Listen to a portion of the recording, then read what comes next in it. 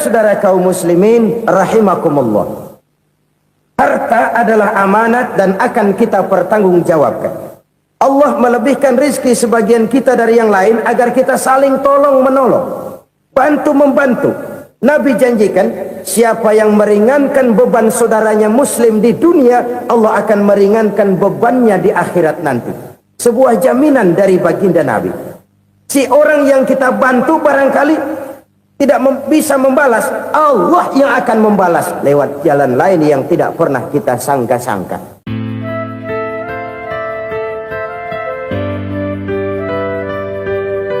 Selalu berusaha menyimpan sesuatu yang bisa membawa manfaat, baik untuk dirinya, untuk anak cucunya, maupun untuk keluarganya, untuk masa kini dan masa depannya. Kadang simpanan itu berbentuk uang, kadang berupa tanah, lain saat berbentuk pabrik, dan lain sebagainya. Sementara masa depan yang paling pasti adalah akhirat. Jika untuk masa depan dunia, kita rela memeras keringat, membanting tulang, pergi pagi dan pulang petang, menyimpan uang, menyimpan tanah, menyimpan pabrik, pernahkah kita merenung, jika satu saat kiamat datang, kita dibangkitkan dari kubur masing-masing, berdiri di padang mahsyar untuk mempertanggungjawabkan seluruh kegiatan hidup kita di dunia ini, lalu kita akan menuju ke alam akhirat.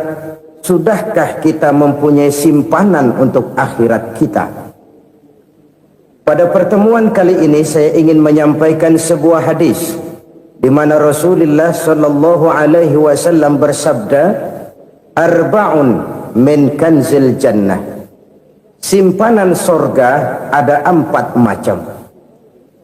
Yang pertama, ikhfa'us sadaqah, menyembunyikan sedekah. Saudara-saudara kaum muslimin, sebagaimana yang kita maklum bahwa Allah Subhanahu wa taala melebihkan sebagian rezeki dari kita terhadap yang lain. Ada yang kaya, ada yang setengah kaya, ada yang miskin, ada yang setengah miskin, dan selanjutnya. Ada yang gajinya kecil tapi penghasilannya gede. Ada yang penghasilannya gede tapi nggak punya gaji. Ada juga yang memang gajinya gede dan penghasilannya gede. Kelebihan rezeki merupakan sunnatullah dan tidak harus membuat kita merasa lebih dari yang lain. Bahkan sebaliknya, kelebihan itu harus membuat kita ringan tangan untuk menolong mereka yang memang memerlukan pertolongan. Kalau saudara diberikan ilmu, maka pertanyaan akhirat cuma satu: ilmumu kau amalkan untuk apa? Kalau saudara diberikan umur yang panjang, pengadilan akhirat juga bertanya satu: umurmu kau habiskan di mana? Tapi kalau saudara diberikan harta, pengadilan akhirat akan bertanya dua: hartamu kau dapat dari mana? Kau belanjakan kemana? Dari mananya ditanya, dan kemananya juga ditanya. Oleh karena kita akan dimintakan pertanggungan jawab, maka amanah yang bernama harta ini harus kita gunakan dengan sebaik-baiknya. Ada penggunaan yang merupakan kewajiban, itu zakat namanya. Ada penggunaan yang sewaktu-waktu, itu infak namanya. Ada yang lebih sewaktu-waktu lagi, dan itu sedekah namanya. Zakat dia terikat oleh haul dan nisab, oleh putaran batas waktu dan ukuran dari harta itu sendiri. Sedangkan infak terikat oleh situasi dan kondisi perekonomian seseorang. Sedangkan sedekah tidak terikat dengan apapun. Dalam kondisi seperti apapun kita bisa melakukan sedekah dengan yang terkecil sekalipun. Sampai-sampai Rasulullah sallallahu alaihi wasallam mengajarkan, la tahqiranna minal ma'rufi syai'an walau an talqa akhaka biwajhin talik. Atau ada hadis, tabassumuka fi wajhi akhika laka sedekah. Senyumanmu kepada temanmu adalah sedekah. Jadi untuk melakukan sedekah tidak harus dalam berbentuk uang. Dengan ilmu kita bisa sedekah, dengan tenaga kita bisa bersedekah, dengan pikiran kita bisa bersedekah, bahkan senyum kepada teman itu pun sedekah.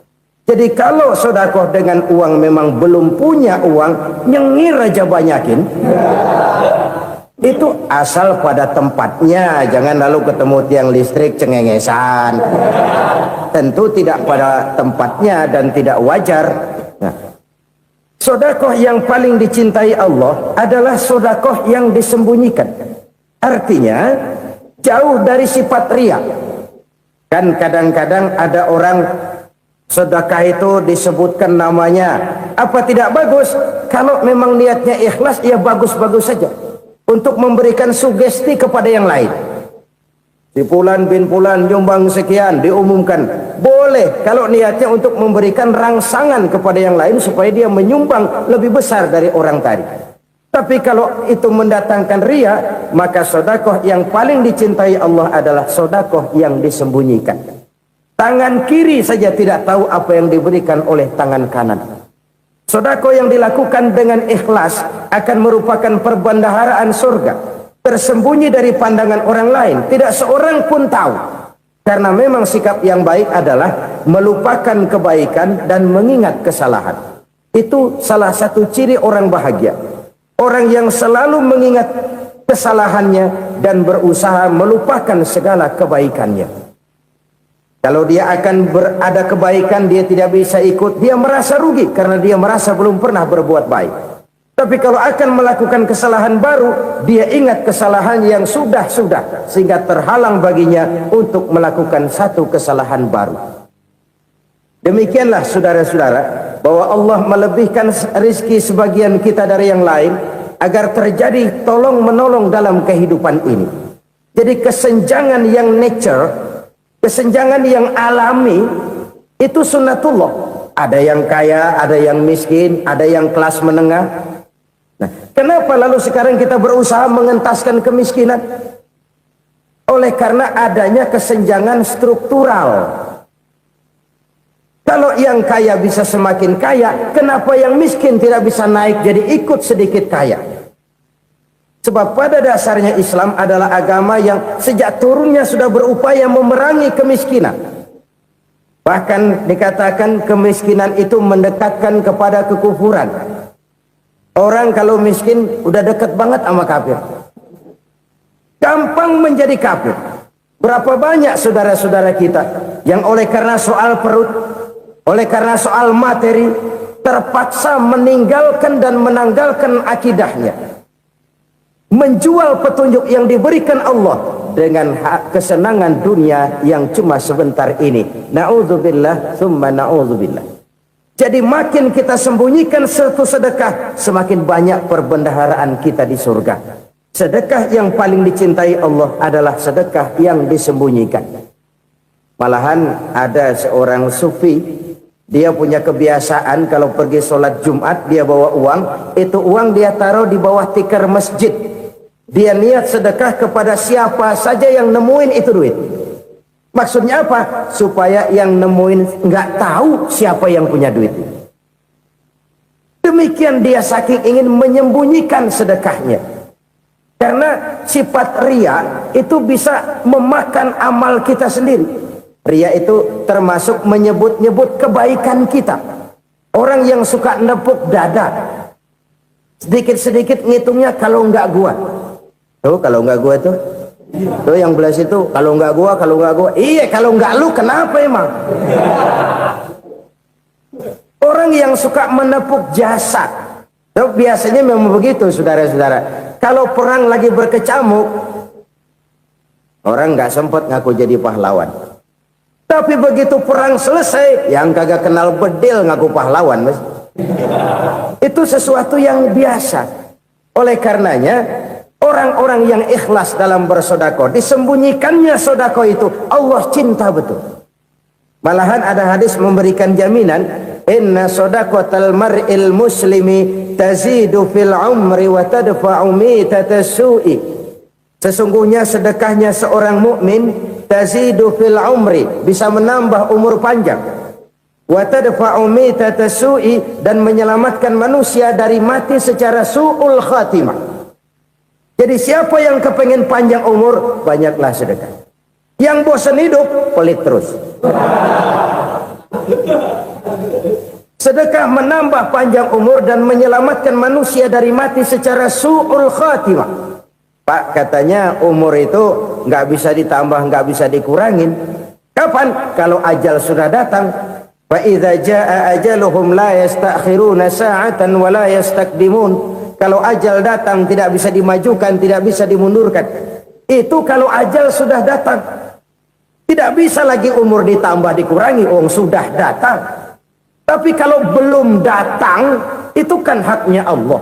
Mau ditambah, mau dikurangi, hak prerogatif Allah. Sebagai pencipta manusia, Allah Maha Kuasa dan Maha Mampu. Sedekah ini menambah panjang umur dan menyelamatkan manusia dari mati secara su'ul khatimah. Itu orang mati kan sama ya, kondisinya mati, nggak nafas. Tapi hakikat mati kan lain-lain. Ada yang mati itu husnul khatimah, baik akhirnya. Misalnya lagi ngaji mati, lagi sholat mati, lagi sedekah mati. Ini yang dinamakan dengan husnul khatimah, baik di akhirnya. Sebaliknya ada yang su'ul khatimah, jelek di akhirnya. Ini yang jadi catatan akhir. Lagi nyekek botol, mampus. Lagi banting kartu, modar. Su'ul khatimah, jelek pada akhirnya. Sedekah menyelamatkan manusia dari mati secara su'ul khatimah. Dan kita semua kepengen mendapat husnul khatimah, jauh dari su'ul khatimah. Oleh sebab itu yang bisa menyelamatkan kita dari penyakit itu antara lain adalah sedekah yang disembunyikan, yang dikerjakan dengan ikhlas karena Allah, tidak karena kepengen dipuji orang, tidak karena ingin dikatakan orang pemurah. Sebab orang dermawan itu orang yang memberi tanpa harus diminta. Kalau masih harus diminta, ya belum dermawan namanya, masih harus diminta. Kalau nggak diminta ya tulus, lolos, polos. Saudara-saudara kaum muslimin rahimakumullah, harta adalah amanat dan akan kita pertanggungjawabkan. Allah melebihkan rizki sebagian kita dari yang lain agar kita saling tolong menolong, bantu membantu. Nabi janjikan, siapa yang meringankan beban saudaranya muslim di dunia, Allah akan meringankan bebannya di akhirat nanti. Sebuah jaminan dari baginda Nabi. Si orang yang kita bantu barangkali tidak bisa membalas, Allah yang akan membalas lewat jalan lain yang tidak pernah kita sangka-sangka. Ada orang tanya, Pak, ini ada orang nyumbang masjid sambil marah-marah, bagaimana? Saya bilang, sumbangannya aja ambil, marahnya jangan. Marahnya jangan diambil, itu urusan dia. Saudara-saudara kaum muslimin rahimakumullah, umat Islam ini kan umat yang punya potensi besar. Kadang kita merenung, kenapa kadang-kadang pembangunan masjid kok lambat sekali? Kalau hotel hari ini peletakan pertama, bulan depan peresmian. Supermarket hari ini peletakan batu pertama, minggu depan peresmian. Tapi kalau sudah yang namanya masjid, kadang-kadang peletakan batu pertama sekaligus jadi batu terakhir. 3 tahun, 4 tahun, campur nebar jalak di jalanan, duit dijaring kayak ikan sepat.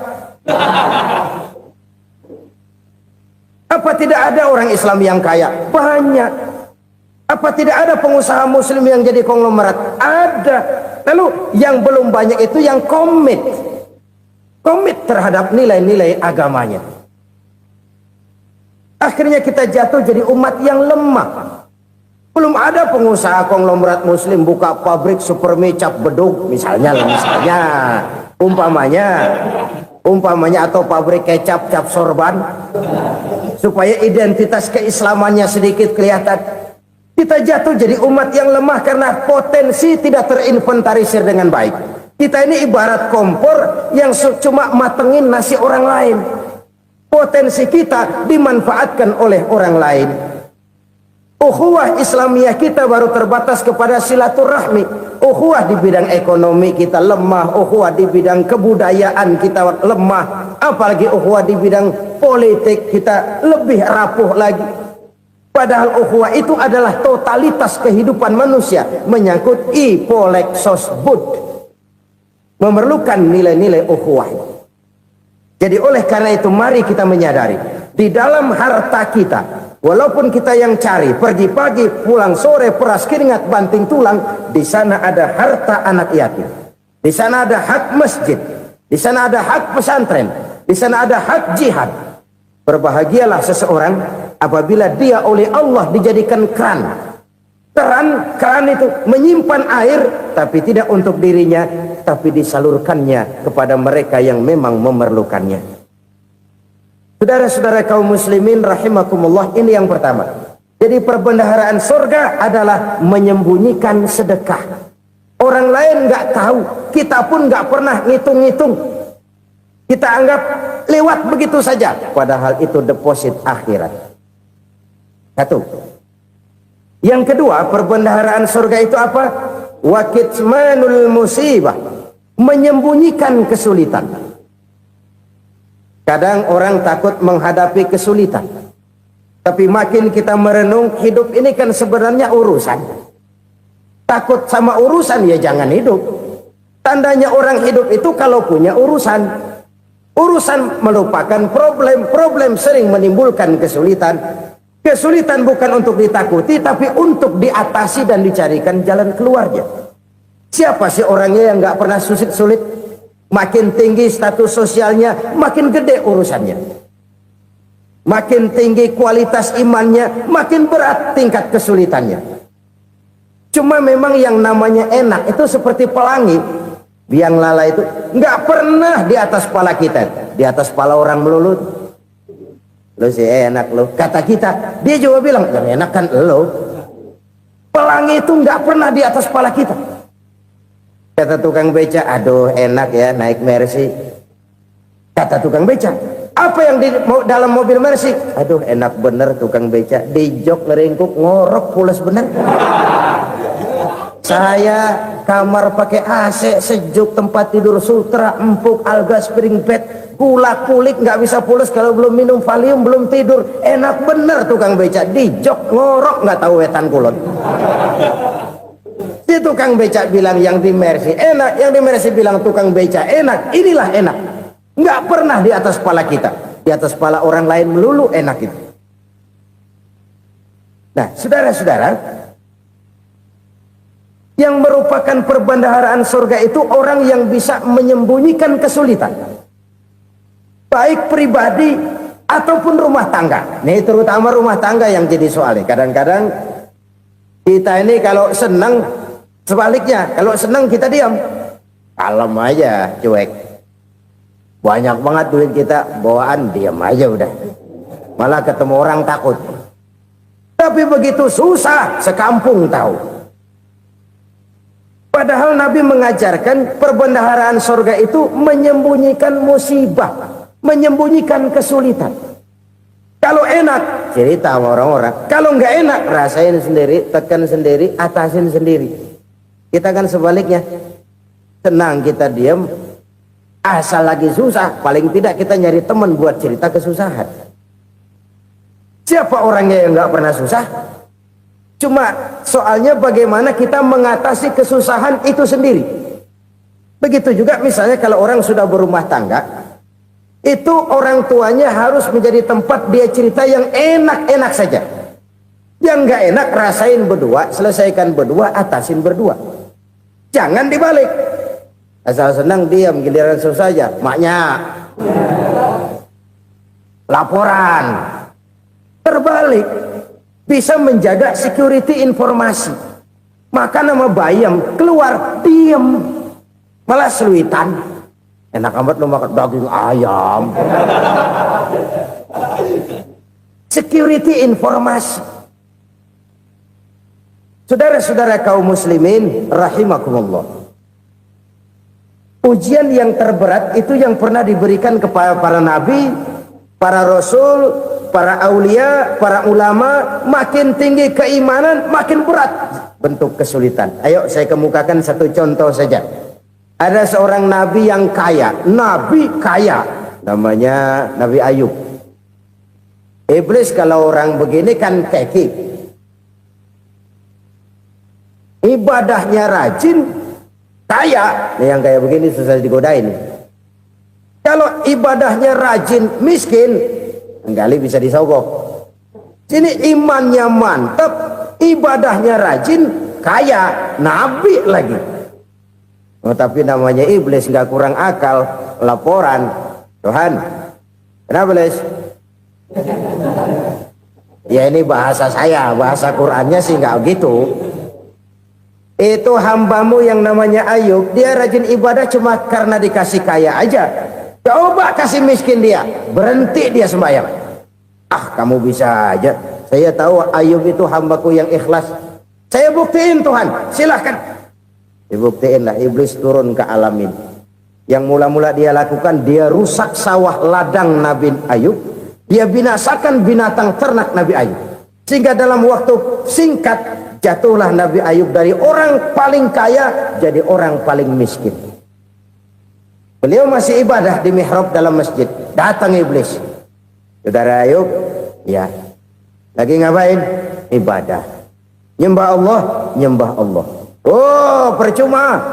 Kenapa? Tuhan yang ente sembah nih, dia udah bikin miskin ente.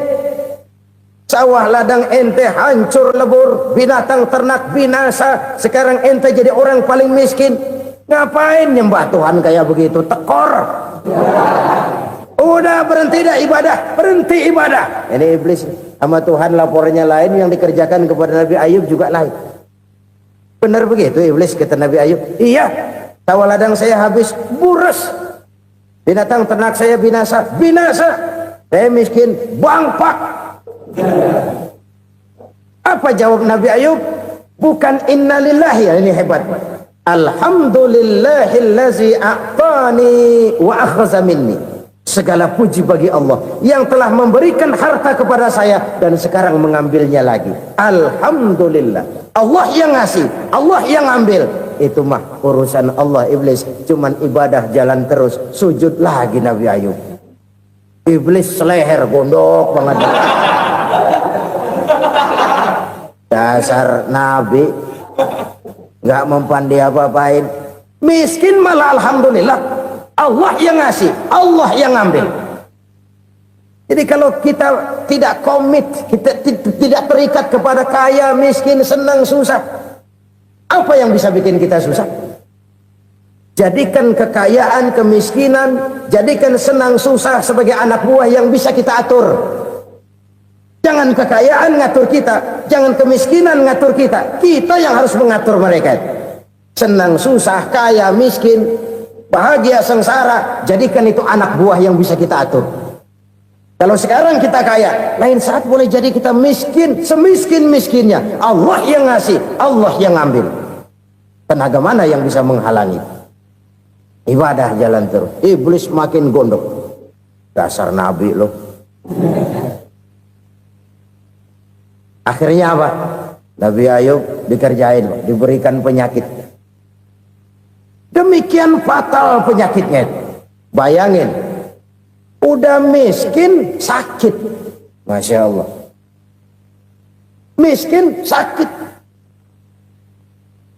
Sakitnya nggak lama, kira-kira 16 tahun. Istrinya 3, 2 mental minta ceraiin.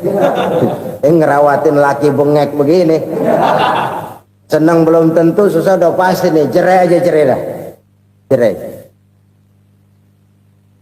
Tinggal satu Siti Rahmah yang setia menemani beliau. Sesetia-setianya hati perempuan. Satu saat Siti Rahmah bilang, "Bang, iya, abang kan Nabi, Bang. Lalu, namanya Nabi kan doanya jarang meleset, Bang. Maksud kamu minta kenapa sih sama Tuhan biar abang sembuh, baik dah, Bang?" Siti Rahmah, iya. Saya sakit berapa tahun sih dah? 16 tahun, Bang. Sebelum ini saya sehat berapa tahun? Ya kira-kira 60 tahun, Bang. Nah, coba ente banding-bandingin, Rahmah. Saya dikasih sehat 60 tahun. dikasih sakit 16 tahun, sudah nggak sabar mau doa kepada Allah minta sembuh. Saya malu kepada Allah. Diuji dengan yang luar biasa seperti ini, tidak mengganggu stabilitas kehambaannya. Dia tetap menghamba kepada Allah Subhanahu wa ta'ala. Saudara-saudara kaum muslimin rahimakumullah, kunci menghadapi kesulitan itu apa? Allah jelaskan dalam satu ayat, wa basyiris sabirin alladzina iza asabathum musibah qalu inna lillahi wa inna ilaihi raji'un. Gembirakan orang-orang yang sabar. Siapa mereka itu? Yang apabila mendapat musibah mereka kembali kepada keyakinan dasar, segalanya dari Allah dan segalanya akan kembali kepada Allah. Ini konsepsi dasar dari sikap muslim dalam menghadapi berbagai kesulitan. Segalanya dari Allah, segalanya akan kembali kepada Allah. Kalau ini sudah kondisi dasarnya, maka kita akan lapang menghadapi kenyataan bagaimanapun pahitnya. Apakah itu namanya miskin, apakah itu namanya sakit, bahkan maut sekalipun. Segalanya dari Allah, segalanya akan kembali kepada Allah. Ini sikap hidup, bukan sekedar ucapan. Kita kadang-kadang menjadikannya sebagai ucapan. Mulutnya sih nggak berhenti, innalillahi wa inna ilaihi raji'un, tapi nangisnya terus gerung-gerungan. Bukan itu, ini kesadaran moral. Kalau segalanya dari Allah, segalanya kembali kepada Allah, kan sebenarnya cuma nunggu giliran. Hari ini saya nyembayangin dia, entah hari apa saya disembayangin orang. Hari ini saya antar dia ke kubur, entah hari apa orang nganterin saya ke kubur.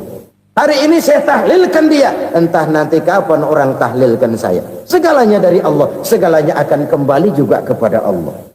Oleh sebab itu saudara-saudara, kesulitan bukan untuk ditakuti. Kesulitan justru untuk diatasi, dicarikan jalan keluarnya. Dan tidak ada orang yang tidak pernah mendapat kesulitan. Tidak ada. Semakin tinggi status sosial, semakin tinggi kualitas keimanan, semakin besar juga tingkat kesulitan. Hanya saja bagaimana cara kita mengatasinya. Dan Al-Quran menyatakan, inna ma'al usri yusra. Di balik kesulitan itu pasti ada kemudahan. Roda itu berputar. Karena itu Rasulullah sallallahu alaihi wasallam mengingatkan kepada kita, ta'arraf ilallahi fir raha ya'rifka fis syiddah. Ingatlah kepada Allah di waktu kamu senang, supaya Allah ingat kepada kamu di waktu kamu susah. Kalau waktu senang kita ingat kepada Allah, kita susah, Allah tidak akan meninggalkan kita. Tapi kalau waktu senang kita jauh dari Allah, sujud tidak sempat, dengan masjid jauh, ketika senang kita lupakan Allah. Nanti begitu kita susah, Allah lupakan kita. Dan itu menyakitkan. Oleh karena itu orang-orang tua kita dulu bilang, kalau lagi sehat ingat-ingat lu bakal sakit nanti. Kalau lagi kaya ingat-ingat satu saat kita bakal jatuh miskin. Bahkan kalau lagi muda ingat-ingat kita bakal tua. Dan yang terpenting, kalau lagi hidup ingat-ingat kita bakal mati. Saudara-saudara kaum muslimin rahimakumullah. Jadi yang kedua yang merupakan perbendaharaan surga, menyembunyikan musibah. Saudara-saudara kaum muslimin rahimakumullah. Hal ketiga yang merupakan perbendaharaan surga adalah wasilatur rahmi. Orang yang suka bersilaturahmi. Sebagaimana yang kita maklum bahwa manusia adalah makhluk yang disebut zon politika. Makhluk sosial yang tidak mungkin hidup sendiri-sendiri. Betapa dan siapapun kita memerlukan orang lain. Bodoh betul manusia kalau tinggal di tengah masyarakat tapi tidak mau bermasyarakat. Merasa hebat sendiri, pintar sendiri, gagah sendiri, kaya sendiri. Mungkin kalau mati juga ngubur sendiri. Jangankan kita di sini, di sorga saja Nabi Adam waktu sendirian bengong melulu, mondar mandir. Allah tegur dam sepi dam. Ya ini kalau bahasa saya. Iya Tuhan, sepi ini nggak ada coret-coretan pisan ini. Diciptakan Siti Hawa baru anteng Nabi Adam. Itu di sorga. Cobalah. Umpamanya saudara tinggal di Jakarta nih. Kayak bener. Apaan aja di Jakarta punya saudara dah. Jembatan Semanggi ambil. Monas, Buntel bawa pulang. Hotel-hotel ambil semua. Cuman tinggal di Jakarta sendirian. Apa enaknya? Betapa dan siapapun kita perlu orang lain. Tidak ada seorang pun yang bisa memenuhi kebutuhan hidupnya secara sendiri-sendiri. Nah, Islam telah menyelamatkan manusia dari ras diskriminasi, mengikat manusia dengan persaudaraan yang berlandaskan kepada akidah. Karena itu dianjurkan bersilaturahmi. Bahkan Nabi menyatakan, "Man arada ayyubsata lahu fi rizqihi wa yunsa'a fi atharihi falyasil rahimah." Siapa yang kepengen diluaskan rezekinya dan dipanjangkan usianya, banyaklah ia bersilaturahmi. Siapa yang kepengen dimudahkan rezekinya, hendaknya ia banyak bersilaturahmi. Kalau banyak teman, kesulitan kan paling tidak ada tempat cerita. Udah susah, sendirian kita pikirin diri, nggak ada tempat tukar pikiran. Cepet banget sama bengek. Dilawan sendiri. Nah, secara makro kita bisa berkata, tidak mungkin ada kemenangan kalau tidak ada kekuatan. Tidak ada kekuatan kalau tidak ada kesatuan dan persatuan. Tidak mungkin ada kesatuan dan persatuan tanpa semangat silaturahmi. Kalau umat Islam mau menang, dia harus kuat. Kalau umat Islam mau kuat, dia harus bersatu. Kalau umat Islam mau bersatu, dia harus membudayakan silaturahmi ini. Bahkan sampai-sampai kata Nabi, kalau bisa cari nilai tambah. Apa? Silman qata'ak. Bersilaturahmilah kau kepada orang yang marah denganmu. Masya Allah, indahnya ajaran agama kita. Orang yang marah pun kepada kita, kata Nabi, kalau bisa bersilaturahmilah kepadanya, kepada orang yang marah itu. Di situ nilai tambah. Cuman jujur nih hadis, ngucapinnya gampang, ngamalinnya yang berat banget. Orang marah sama kita disuruh silaturahmi, ada apa malu? Lu marah, ada gua marahan lagi. Gue pikirin. Saudara-saudara kaum muslimin rahimakumullah. Tapi ini yang diajarkan, bahkan ini yang dicontohkan oleh baginda Rasul. Bagaimana begitu mudah, misalnya satu saat Abu Jahal ini ngatur strategi bagaimana bikin Muhammad celaka. Dia gali lubang di depan tempat tidurnya. Dia tutupin daun korma. Terus dia panggil seseorang, ke sini. Kasih tahu Muhammad, pamannya sakit keras, minta ditengokin. Berangkat orang ini ke sana. Muhammad, labbaik. Pamanmu sakit keras, dia minta ditengokin. Baik, saya akan datang menjenguk beliau. Berangkatlah Nabi ke rumah Abu Jahal tanpa prasangka apapun. Abu Jahal udah pasang setil, selimut 3 rangkap setengah dia pakai, persis kayak orang meriang. Tapi sembari ngintip dari balik selimut, begitu Muhammad buka pintu, nah masuk perangkap nih. Muhammad jalan menuju tempat pembaringan. Makin lama makin dekat, makin lama makin dekat, makin dekat ke lubang yang dipasang oleh Abu Jahal itu. Dalam hati Abu Jahal, terus dah jatuh, mampus dah lo ini. Mampus lo hari ini nih. Apa yang terjadi? Malaikat Jibril datang. Muhammad, pamanmu cuma pura-pura sakit. Di depan tempat tidurnya ada lubang perangkap supaya kamu jatuh ke situ. Sudah, kamu pulang. Balik kanan Nabi. Sudah hampir jatuh ke lubang, balik kanan, pulang. Bayangin kecewanya Abu Jahal. Muhammad dikit lagi, Muhammad dikit lagi. Enggak paman, saya pulang aja. Emosi bangun dari tempat tidur, enggak sadar kalau lagi pura-pura sakit. Lompat ngejar Nabi, dia lupa dengan lubang yang dia gali. Usrak, nyemplung sendiri ke dalam lubang.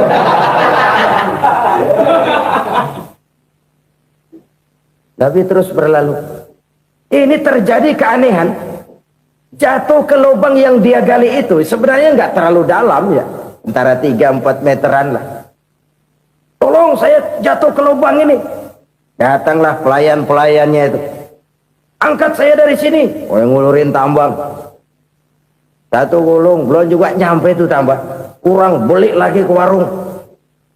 Sambung ulur lagi enggak juga bisa sampai.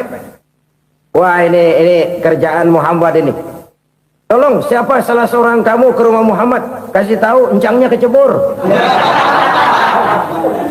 Minta ditolongin. Sampaikan kepada Rasul. Kenapa? Pamanmu jatuh ke lubang, Muhammad minta tolong diangkatin. Tambang udah nyambung-nyambung nggak nyampe juga. Ya nanti saya datang saya tolong. Coba. Nyata-nyata orang berniat jahat mau mencelakakan dia. Datang dia menolong. Ini yang disebut air tuba dibalas air susu ya ini. Bukan sebaliknya. Air tuba dibalas air susu. Paman, kecebur ya? Iya Muhammad, tolong ini. Pegang tangan saya. Nabi ulurkan tangannya, nyampe, dipegang oleh Abu Jahal, diangkat ke atas, sampai atas. Apa kata Abu Jahal? Sihirmu memang hebat Muhammad. Udah ditolongin dikata sihir, yang enak kita kemplang kan itu orang begitu. Urusan apa? Tapi inilah akhlak. Kalau bisa kamu bersilaturahmilah dengan orang yang marah kepadamu sekalipun. Orang marah kita tetap baik.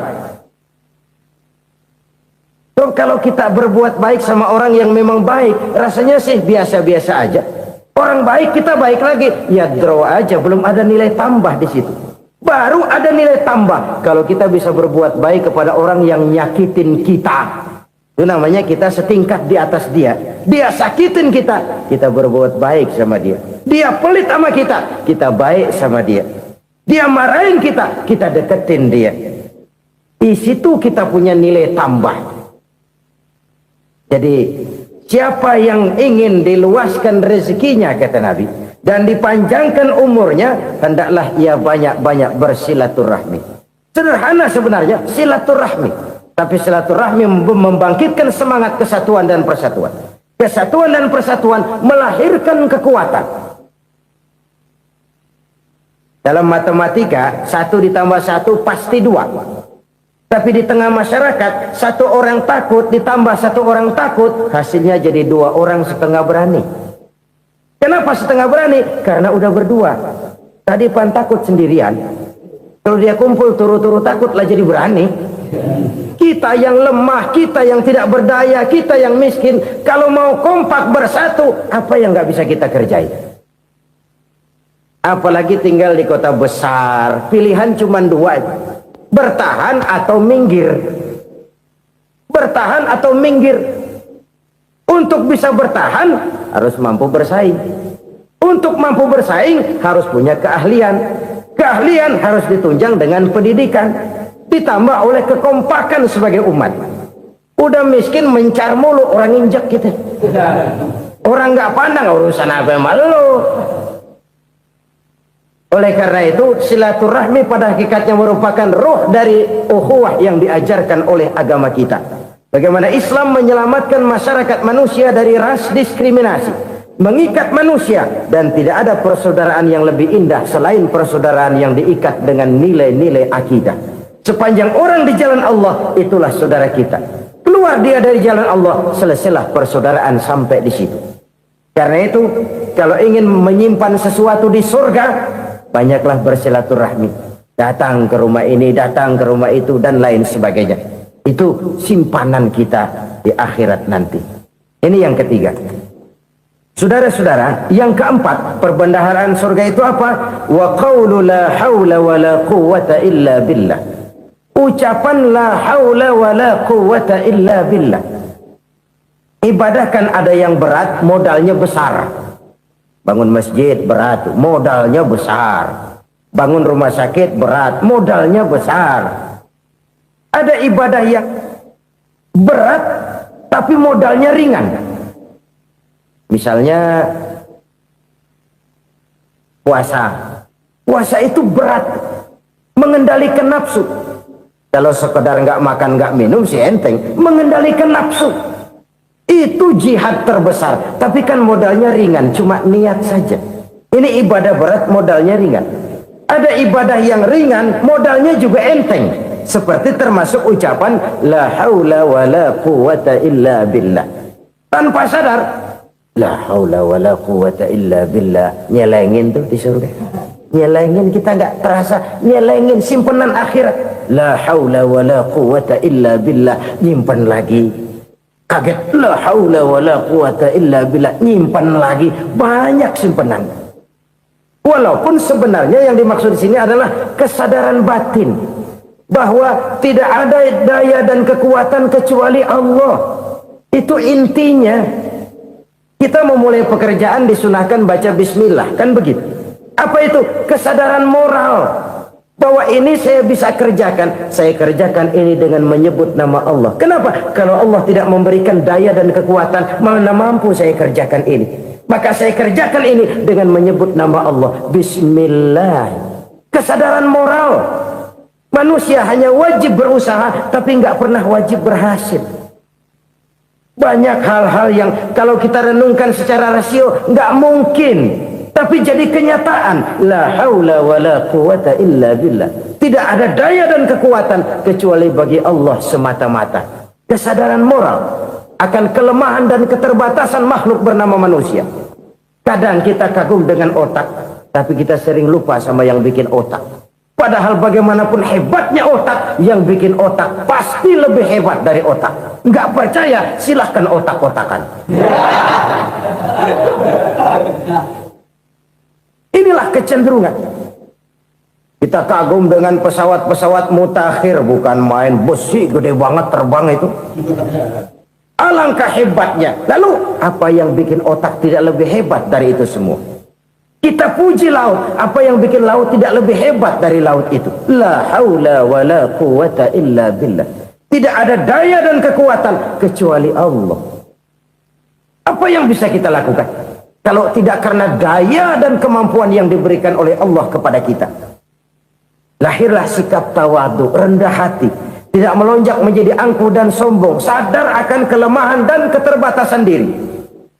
Sebagai makhluk yang diciptakan oleh Allah Subhanahu wa ta'ala. Jadi satu sisi ini ucapan yang berpahala, la haula, jadi wiridan. Pada sisi lain ini kesadaran moral, sikap mental, kesadaran batin bahwa yang punya daya dan kekuatan itu cuma Allah. Kita nggak pantas untuk sombong, sebab sombong itu pakaiannya Allah. Kita nggak sedang pakai pakaian Allah, kegedean.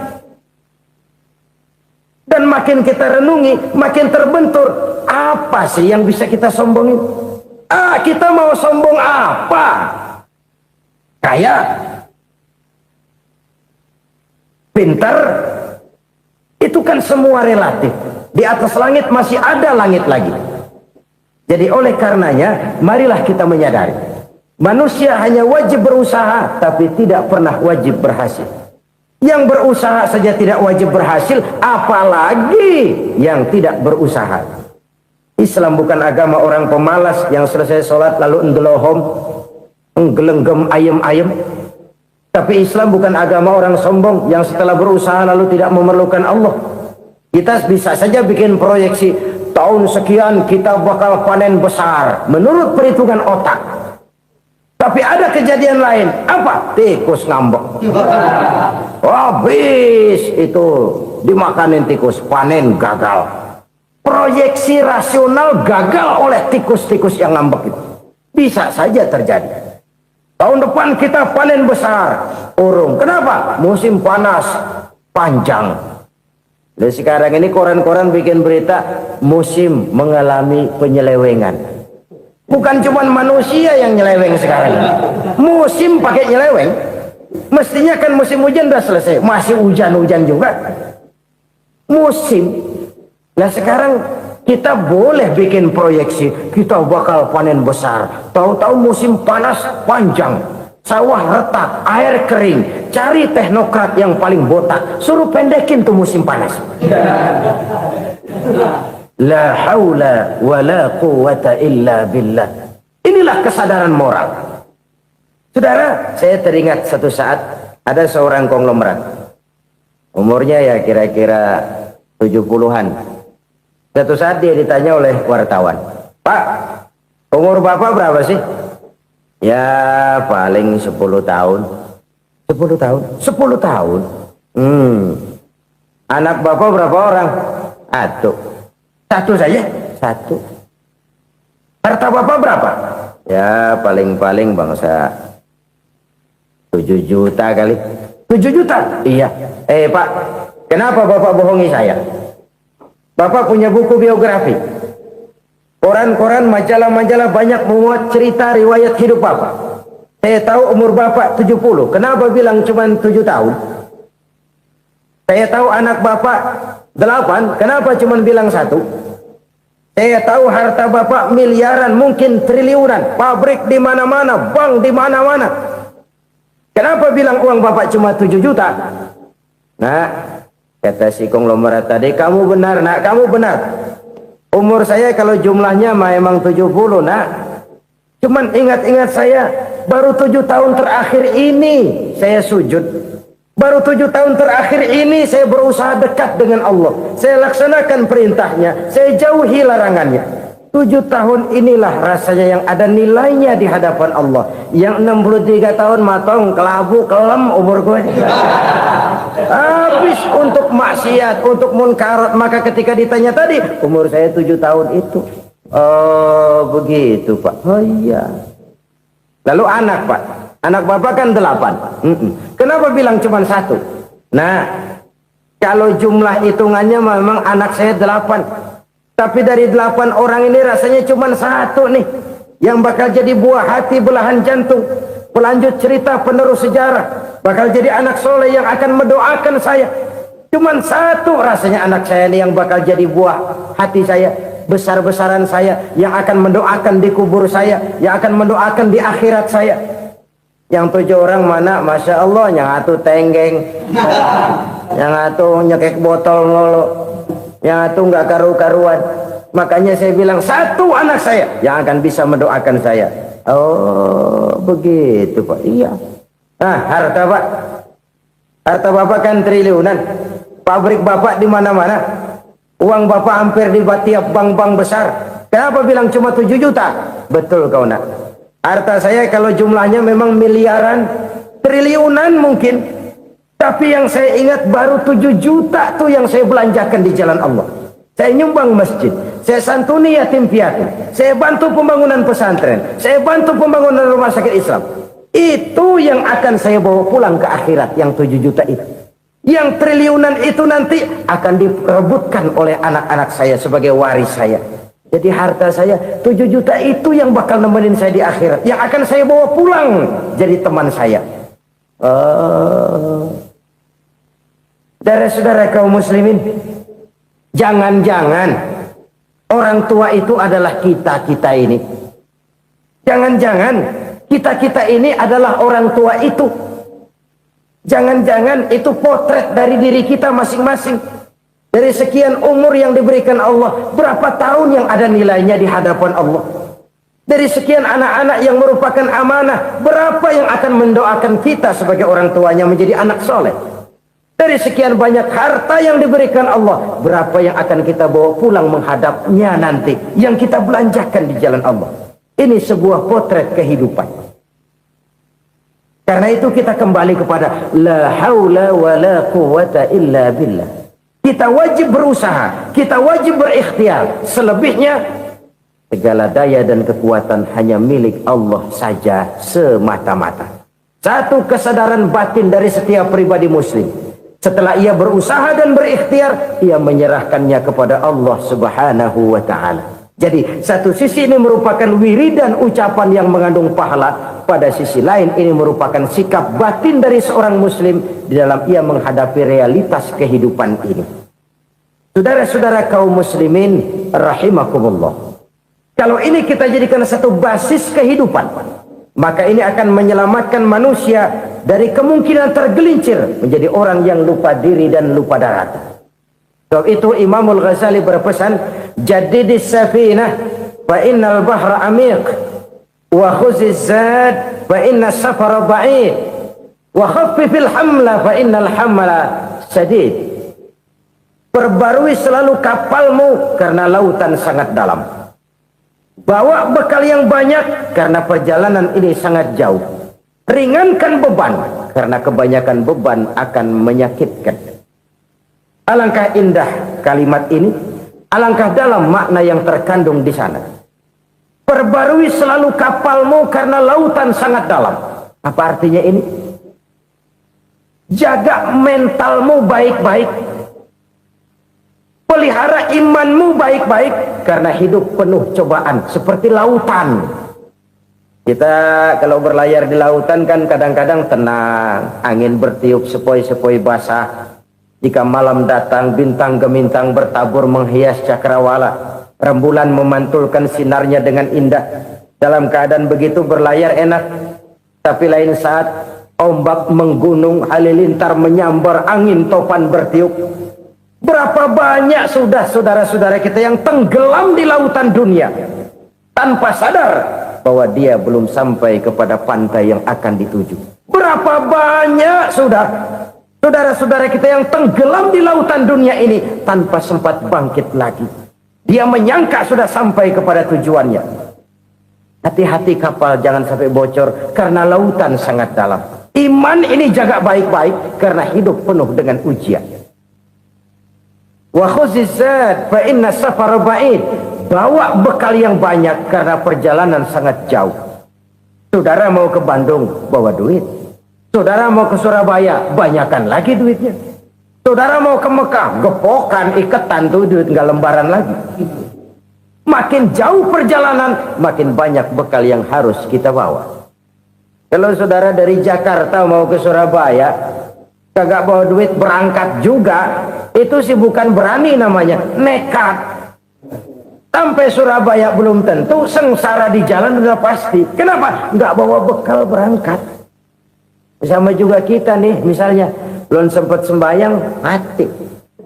Waduh, berani banget orang. Belum punya bekal, mati. Sengsara di jalan. Atau bekal tidak cukup. Dari Jakarta saudara mau ke Surabaya, bawa duit 500 perak. Paling jauh Cikampek nyampenya itu. Paling jauh itu. Antara jauhnya perjalanan dengan bekal yang saudara bawa tidak seimbang. Hidup ini perjalanan panjang. A walking tour. Dimulai dari alam arwah. Sebelum jasad diciptakan, roh diciptakan lebih dulu. Dari situ pindah ke alam rahim. Dari alam rahim pindah ke alam dunia. Dari alam dunia pindah ke alam barzah. Baru menuju akhirat. Satu perjalanan panjang. Kalau bekal tidak bawa, sengsara di jalan. Bawa bekal yang banyak karena perjalanan ini sangat jauh. Wa khaffifil hamla, ringankan beban karena beban itu cuma akan menyulitkan. Kalau bekal itu sih keperluan, tapi beban nggak kita perluin, cuma ngeberat-beratin. Apa ini beban? Dosa. Kecurangan, kebatilan, kesoliman, ketidakadilan, kesewenang-wenangan. Itu akan jadi beban kita di akhirat. Alangkah celakanya, perjalanan panjang, bekal tidak bawa, beban kelewat banyak, alamat sengsara di jalan. Pahala tidak ada, dosa berlipat ganda. Na'udzubillah, summa na'udzubillah.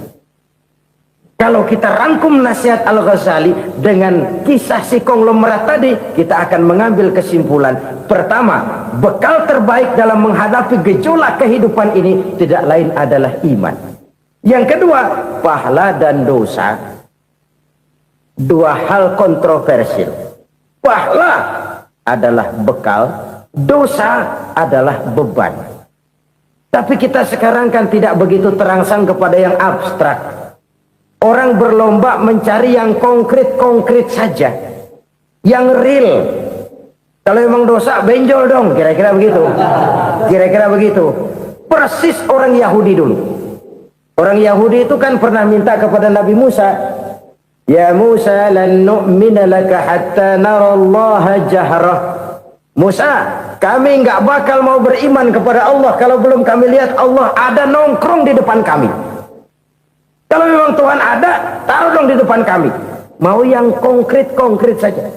Kalau memang dosa, benjol dong. Kalau memang pahala, berasa dong. Orang terangsang kepada yang real, yang konkret-konkret saja. Karena itu, untuk mengejar dosa, orang mau bayar. Tapi untuk mengejar pahala walaupun tidak bayar, orang segan. Ini yang dikatakan oleh Nabi, kamu mengharapkan ke surga tapi kamu berat melaksanakan sesuatu yang bisa membawa kamu ke surga. Kamu ingin jauh dari neraka tapi tiap saat kamu lakukan perbuatan-perbuatan yang justru menjerumuskan kamu ke neraka. Idda'aitum an-najata minan nar wa ramaitum fiha anfusakum. Kamu ingin selamat dari neraka tapi kamu lemparkan diri kamu ke neraka. Kamu ingin masuk surga, tapi berat sekali kamu melakukan perbuatan-perbuatan yang bisa menyampaikan kamu di surga. Saudara-saudara kaum muslimin, rahimakumullah.